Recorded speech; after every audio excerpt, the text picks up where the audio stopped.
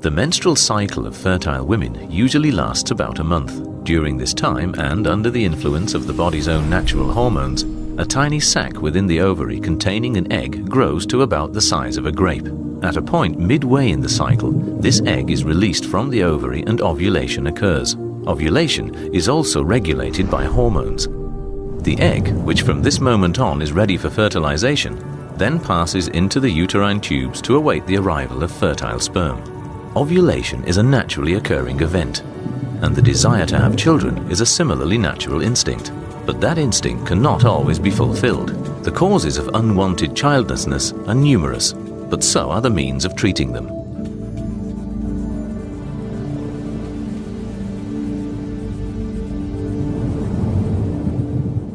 The technique of in vitro fertilization, or IVF, removes several eggs from the ovary for fertilization in the laboratory.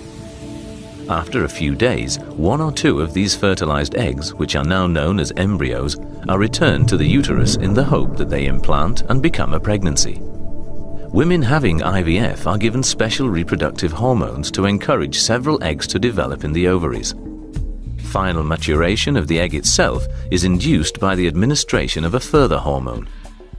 36 hours later, fluid containing the eggs is drawn from the ovary with a needle. This is usually performed under light sedation in a short outpatient procedure, with the doctor using ultrasound to check proceedings.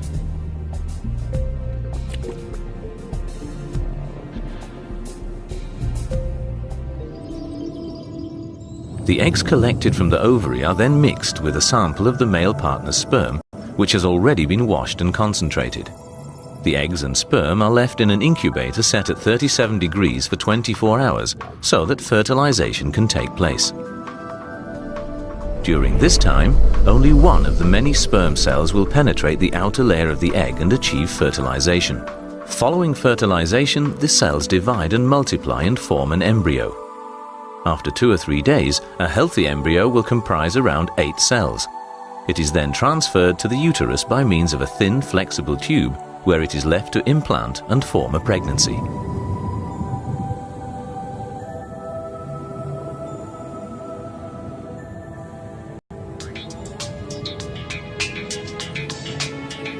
All these methods of assisted reproduction offer couples a good chance of bringing a healthy baby into the world.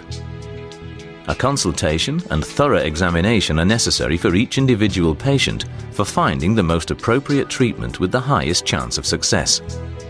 Because female fertility decreases quite quickly after the age of 35, infertile couples should not delay seeking appropriate medical advice.